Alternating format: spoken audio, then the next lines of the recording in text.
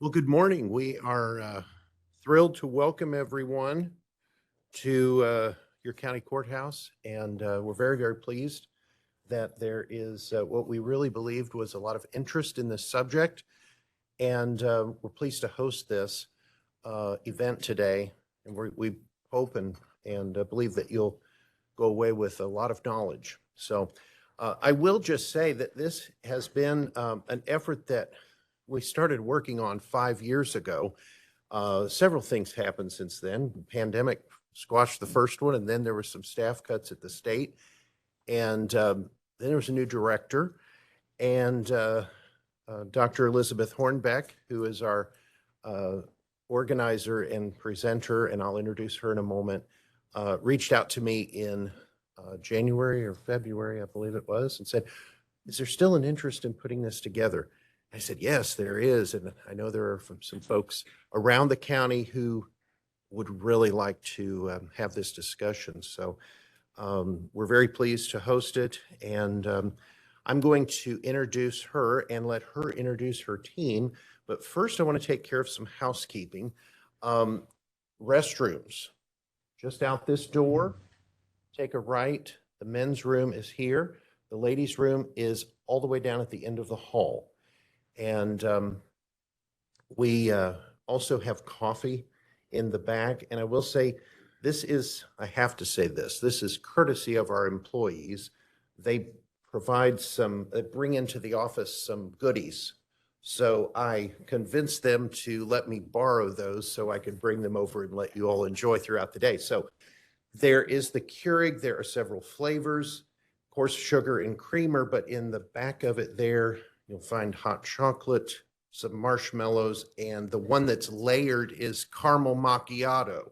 So, and there's cinnamon. So, and I think whipped cream.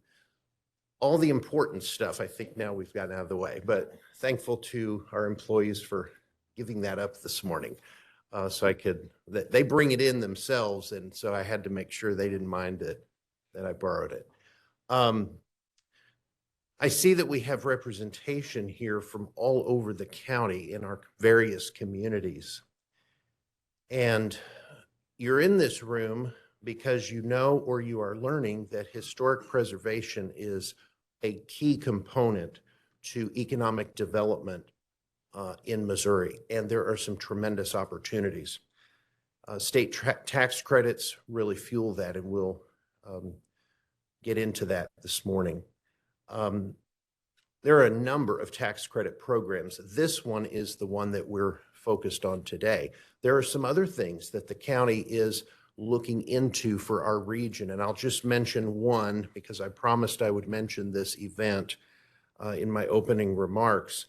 But there is it had expired, but a renewed film tax credit, which should help develop a burgeoning film industry in Missouri. Now, right now, those credits have all been awarded in Kansas City and St. Louis, but there is a huge, albeit new and developing burgeoning film industry in this part of the state. And they are hosting an Ozarks Film Summit. It's the Ozarks Film Foundry hosting that on June the 20th.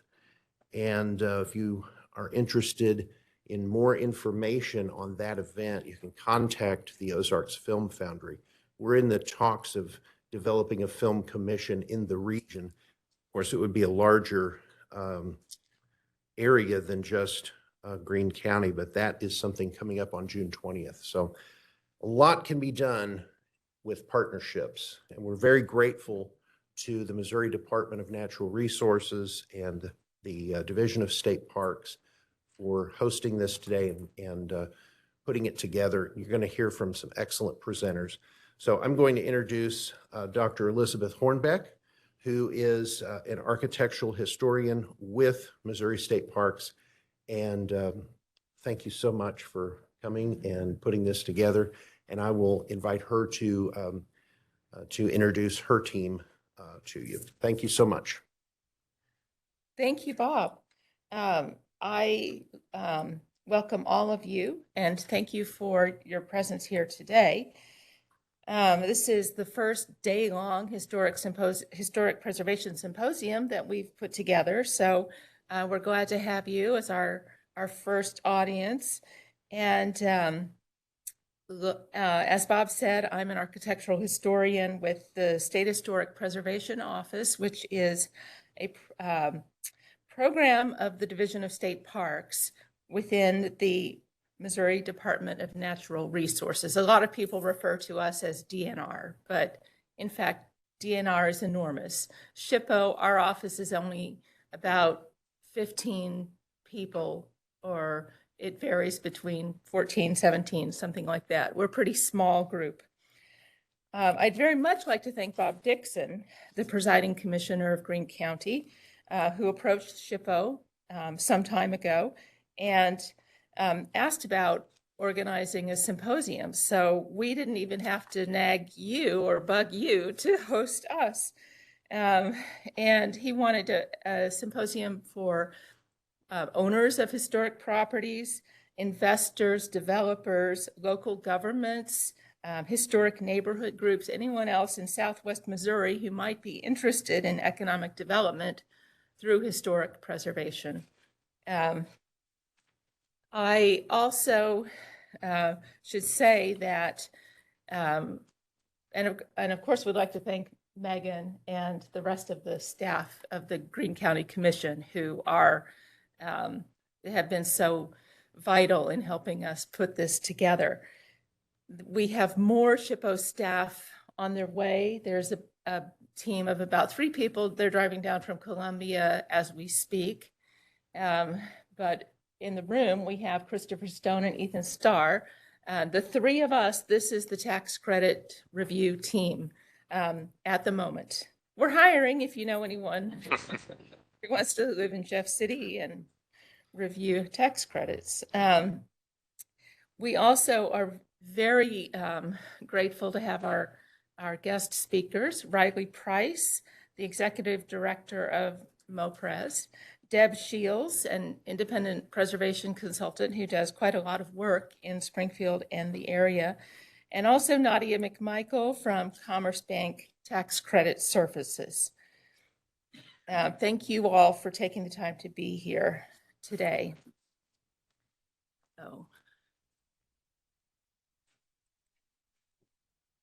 So some of you may recognize this house if you live in Springfield. There's a before and after photograph.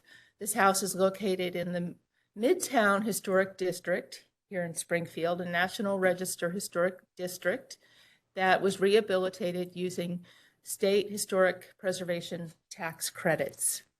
And they did a really beautiful job with it.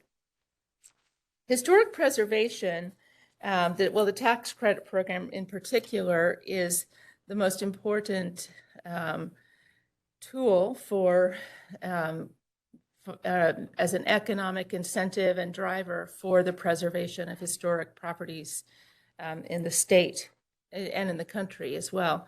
And it all goes back to the National Historic Preservation Act of 1966, which created the processes for historic preservation in the United States. Key provisions of the Act include the establishment of Section 106, Review and Compliance, to measure the impact of federally funded actions on historic resources.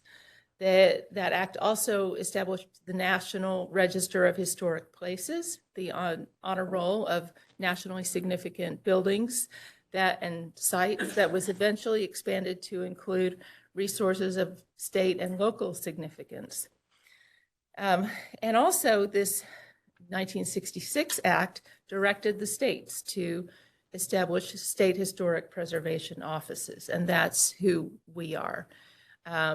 The Act crucially also established grants to the states to help us carry out our responsibilities, and they provide about 60% of our budget.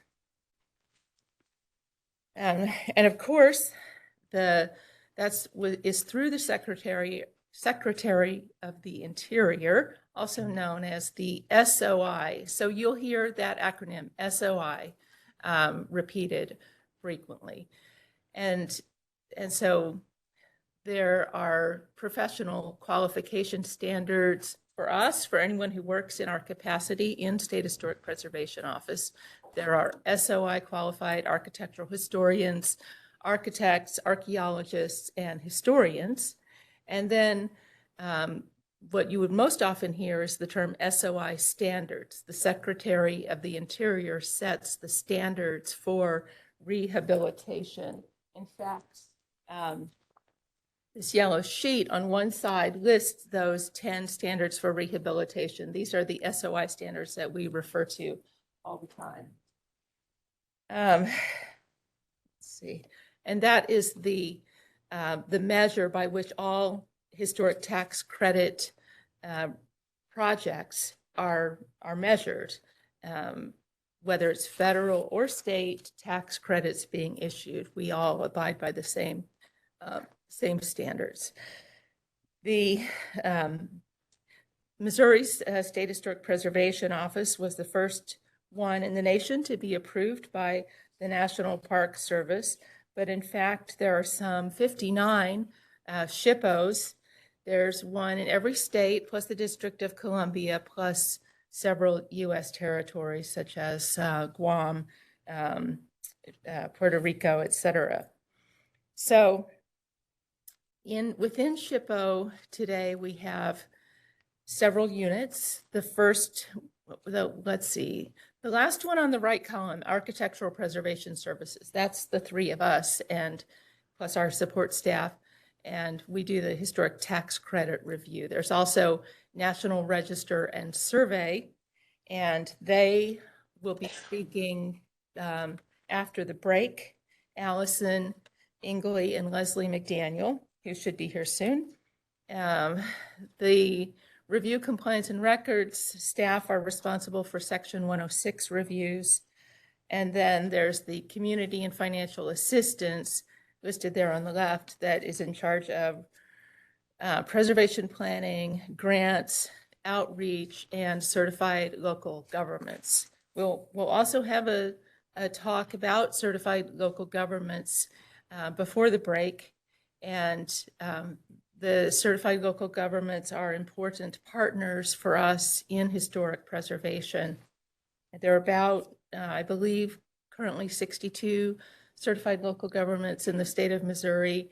Most of them are city governments, but there's also at least one county government that is a CLG. So who are we? There's a group photo that we took just last week on a nice sunny day in Jefferson City. Plus there's these two guys who were not at school on picture day. And then there's our mascot, the SHPO hippo, just to help you remember how to pronounce SHPO.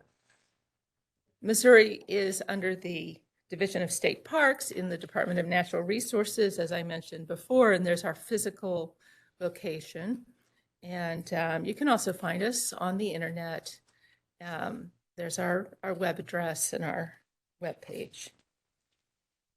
So who are the individuals doing the work? There's the National Register and Survey Unit. As I mentioned, Allison and Leslie will be here soon, and they are responsible for survey activities, eligibility assessments, and National Register of Historic Places nominations.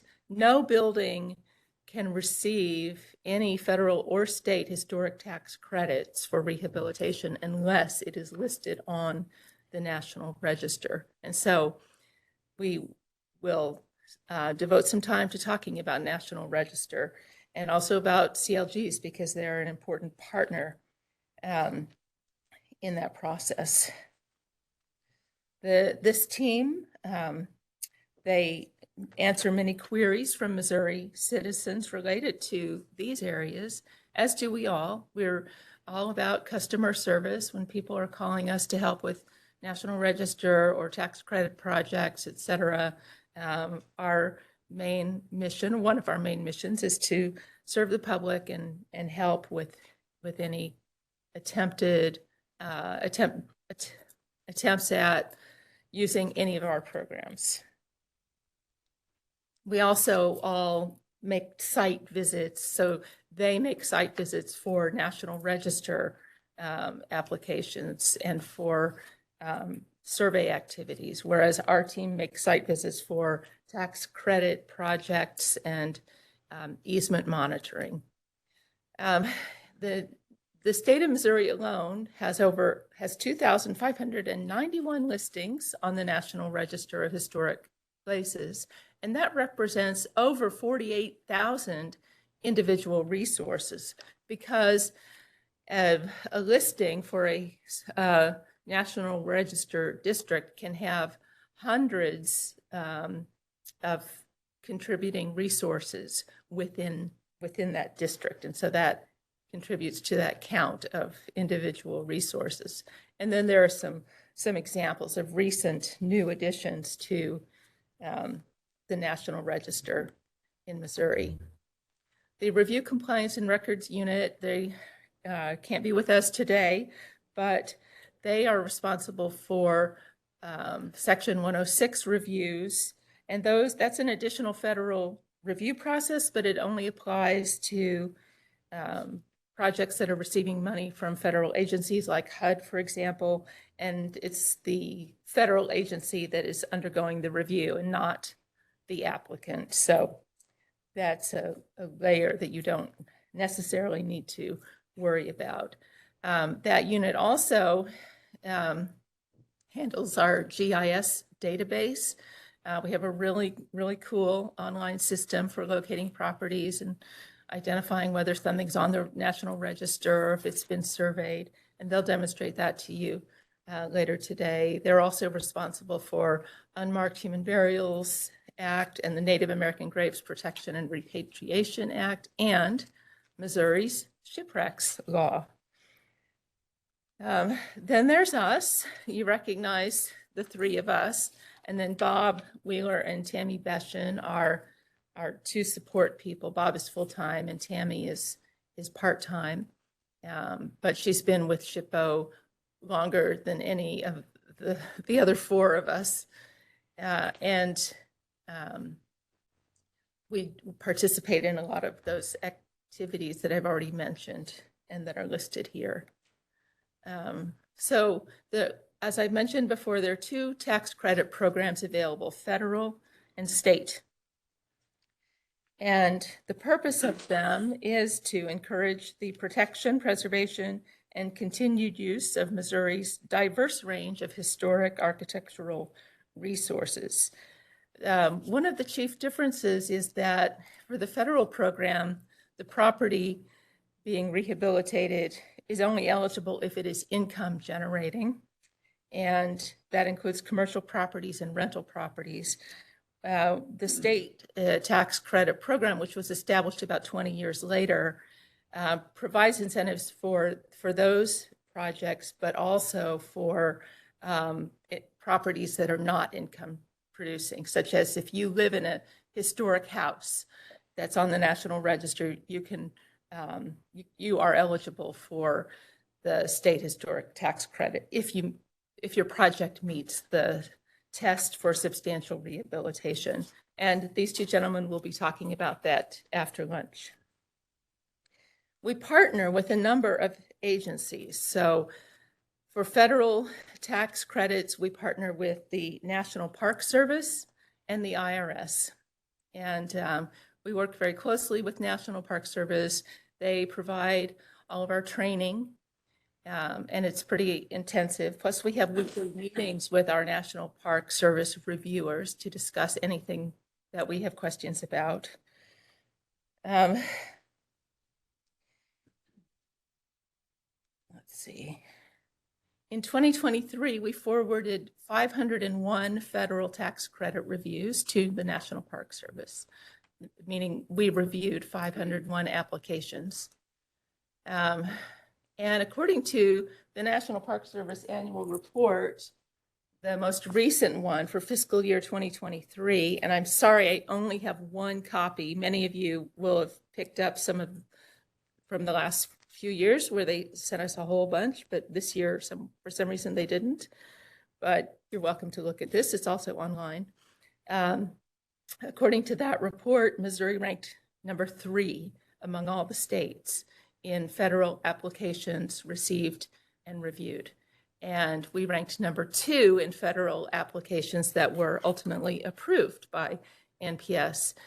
And part of that is due to the very generous Missouri state tax credit program, because most applicants will combine them, receiving or applying for and eventually hopefully receiving the 20% from the feds and the 25% from the state of Missouri. And so that provides extra incentive. And we're in an extremely busy state for tax credit applications. We ranked number 8 in the country for the estimated QREs, that's qualified rehabilitation expenditures, money that was approved either by the IRS or by the DED as qualifying for the tax credit, and then that percentage, 20% federal, 25% state, that percentage then calculated based on those QREs. So that means that those federal QREs of 306 million translated into 61 million in tax credits from the federal government to the property owners. And this, here's that one, what the top URL is for this publication.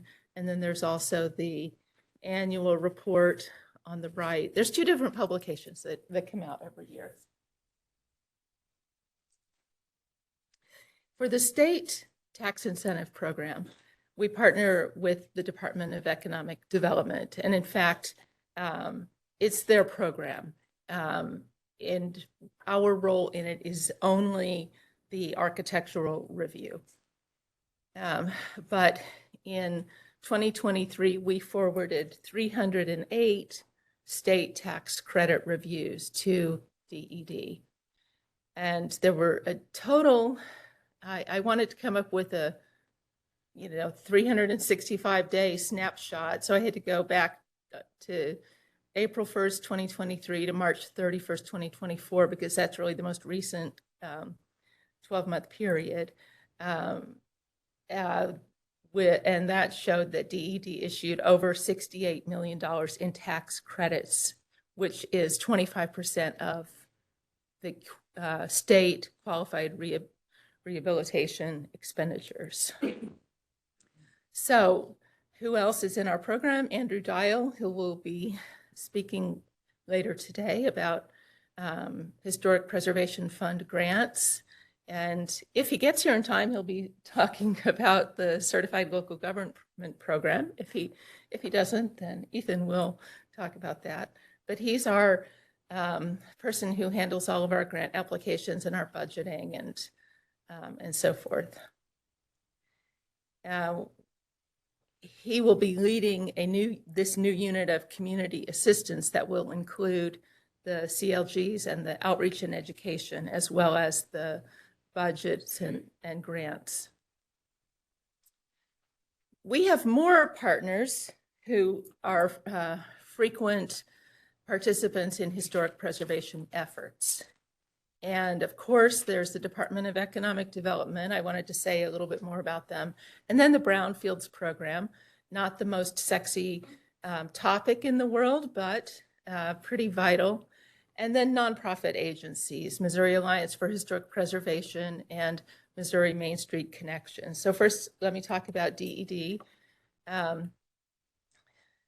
The tax credit program is a program of DED for which we provide the architectural review. And they have new rules that are taking effect on July 1st. That's the beginning of the state fiscal year.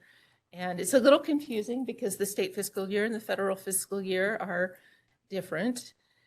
But the new rules that are taking effect have been in the works for quite some time. I would say close to 2 years. They were created in response to stakeholder concerns, and they are intended to streamline the state tax credit program. And so they have been working very hard to prepare all the new guidelines, new forms, and everything that is going live on their website on July 1st. And for that reason, they were not able to come today to take part because they do have this major deadline. Those new rules will only apply to applications that are submitted on July 1st or later. They're not retroactive to applications we've already received. And with your interest in economic development, I do wish the DED were here because they have many other programs that provide grants and tax credits to help communities across Missouri, including community development block grants, the neighborhood assistance program, the downtown revitalization grant program, all of which do not involve SHPO. And so really today we're only talking about the historic preservation tax credit program because that's where we interact with them. They also partner with the Department of Natural Resources on the Brownfields program. And now I am not an expert on this topic, but also the person who was not able to be here in part because they left state government. And so they, for a job, another job elsewhere. So I'm trying to represent this idea as best I can because I do think that it's vital.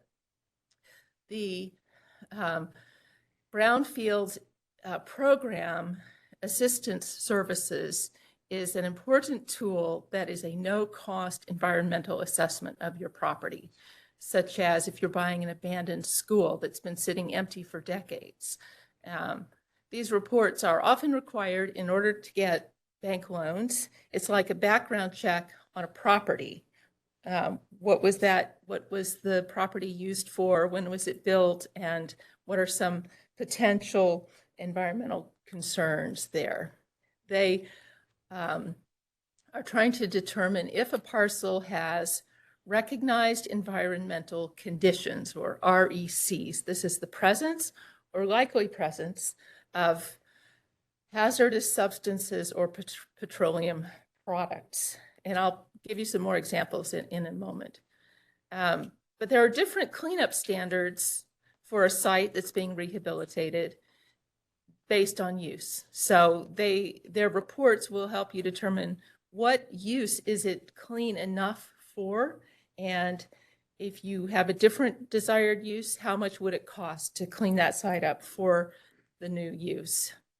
Knowing the end use of the property redevelopment helps you know how clean it needs to be. They also offer visioning support, and I'll talk also about the program at Kansas State through which that visioning support is offered to create a project that the community can be on board with.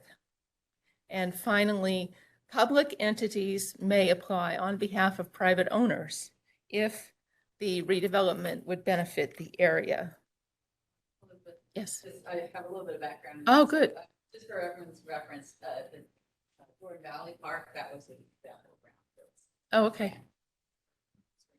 Okay, a local point of reference. You all remember one is a big hole in the ground, right?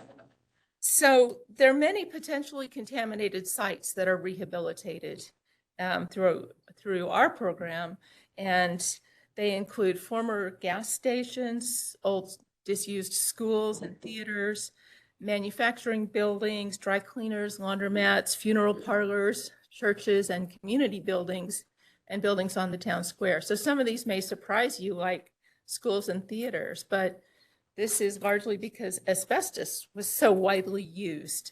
At one time, asbestos was used to wrap electrical wires everywhere. We just did an easement visit at the historic City Hall here in Springfield, and the floors are all covered with the old asbestos tiles. In everywhere that's not marble or terrazzo, it's asbestos tile.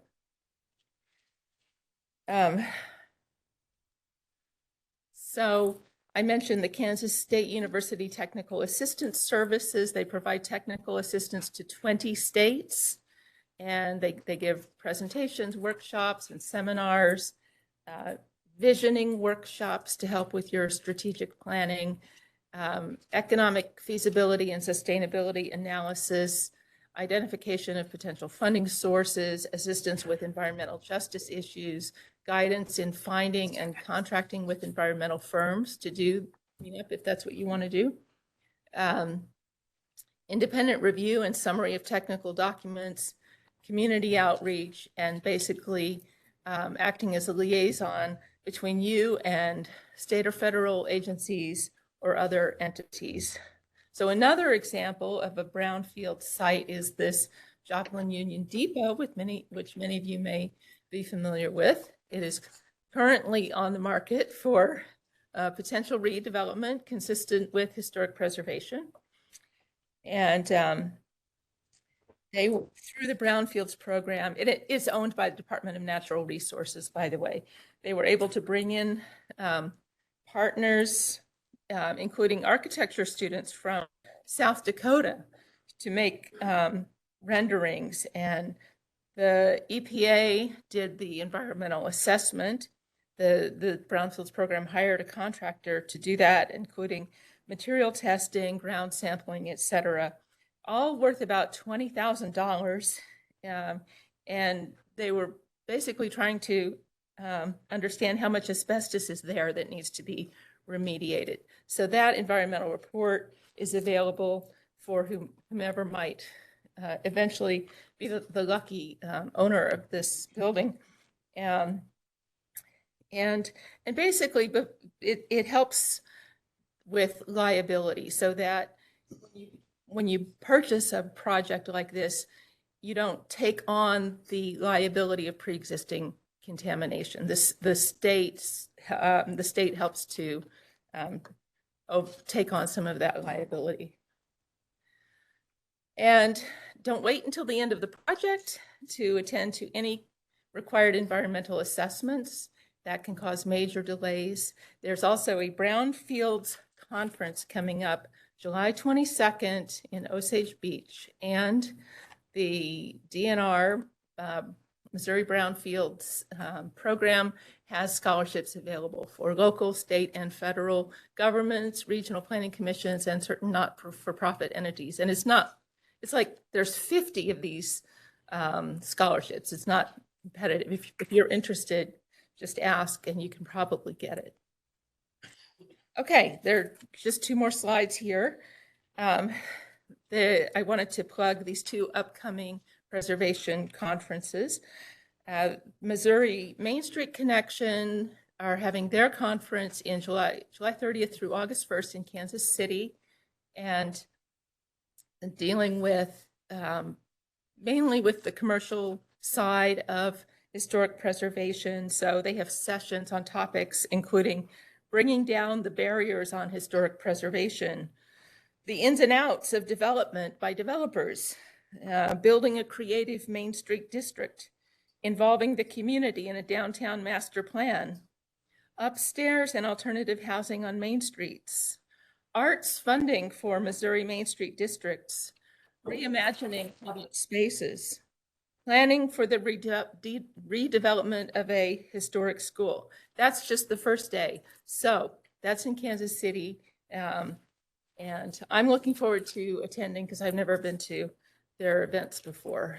And my last slide, I want to talk about the Missouri Alliance for Historic Preservation, also known as Missouri Preservation or MoPres. And we have with us the executive director of MoPres, Riley Price. This is the statewide nonprofit organization that advocates for, educates about, and assists in the preservation of architectural and historic landmarks throughout the state of Missouri. They're hosting their 25th annual conference in late September, and this year it's being held in South Central Missouri, Echo Bluff State Park. Some of you may have attended last year's conference when it was held in Joplin. And that is September 25th through 27th. Registration begins on July 1st, so there's still plenty of time. Okay, that was my timer. I want to thank you all for your support of historic preservation in Missouri. And I want to introduce Riley Price, who will speak now on the why of historic preservation. Riley is the executive director of Missouri Preservation, as I said, and I'll just hand it over to you. Thank you, Riley. Yes, ma'am.